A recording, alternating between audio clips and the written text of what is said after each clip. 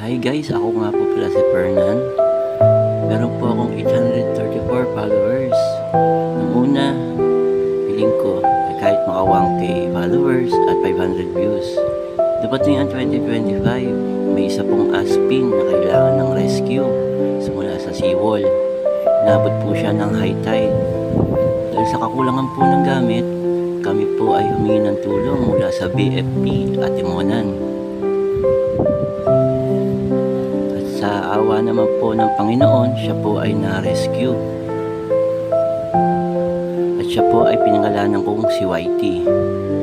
Nagpatuloy kami ni Whitey at nakakuha po ako ng 24k followers at 6.9M views.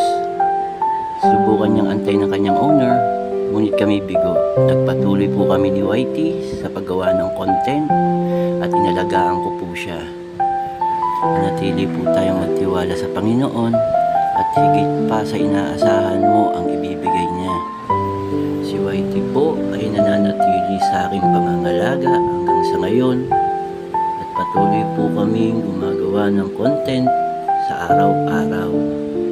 Kaya guys, magpatuloy lang po kayo at maraming salamat sa inyong pakikinig at dyan po nabuo ang YTNI. God bless po sa inyo.